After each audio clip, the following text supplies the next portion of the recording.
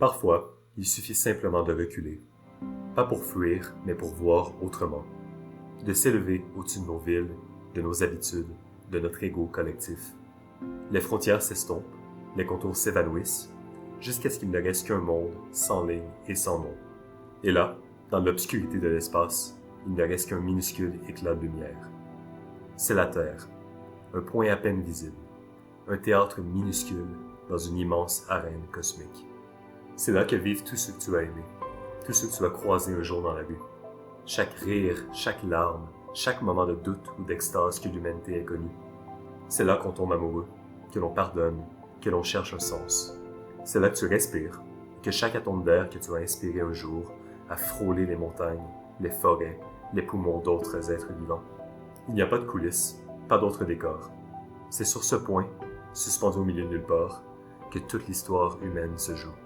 8 milliards d'êtres humains, et derrière eux, l'héritage de milliers de générations, des naissances et des adieux, des baisers furtifs sur le quai d'une gare, des messages d'espoir, des idées fulgurantes griffonnées dans les carnets, et d'autres disparus avant même d'être formulés.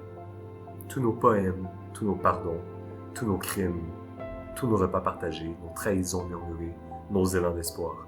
Tout cela contenu dans un grain de poussière en orbite autour d'une étoile en périphérie de la Voie lactée. Vu d'assez loin, l'humanité paraît encore dérisoire. Mais c'est peut-être là que réside son éclat. Nous sommes minuscules, oui, mais capables d'aimer, capables de s'émerveiller devant un simple coucher de soleil, de sacrifier nos vies pour autrui, d'inventer, de réparer, de soigner les blessures que nous avons parfois nous-mêmes causées, capables de rire même quand tout va mal. Et aussi, parfois, capables du pire, de blesser, d'oublier, de dominer, de nous diviser pour des illusions, de tuer pour des idées, de défendre avec ferveur des lignes tracées sur une carte, en oubliant que de l'espace, ces lignes n'existent même pas. L'univers est vaste, peut-être infini, fait de matière noire, d'étoiles mortes, de galaxies lointaines. Il ne nous parle pas, il ne nous juge pas, il est plutôt le spectateur équanime du spectacle de la vie. Et dans ce silence cosmique, la Terre est la seule voie que nous connaissions. Le seul endroit à ce jour où la vie a trouvé un chemin, un souffle, un battement de cœur. Il n'y a pas de secours qui viendra d'ailleurs, pas de plan B à portée de main, pas de monde prêt à nous accueillir si celui-ci devient invivable. Alors, il faut le dire avec clarté, la Terre est notre seul refuge et notre plus grande responsabilité. Et peut-être que contempler notre petitesse n'est pas un motif de désespoir, mais plutôt une invitation à l'humilité, à la douceur, à l'attention.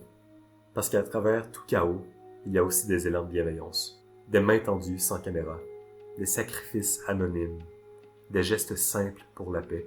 Et c'est peut-être ça, être humain, savoir que tout est éphémère et planter quand même les graines, celles qui offriront de l'ombre et de la fraîcheur aux humains de demain. Aimer quand même, espérer encore et toujours, prendre action pour le bien commun. Dans l'infini muet de l'univers, notre monde est un murmure, mais un murmure habité, un monde vibrant, fragile, magnifique. Un monde à aimer, à protéger, à mériter. Et ce monde fragile, improbable, irremplaçable, c'est nous.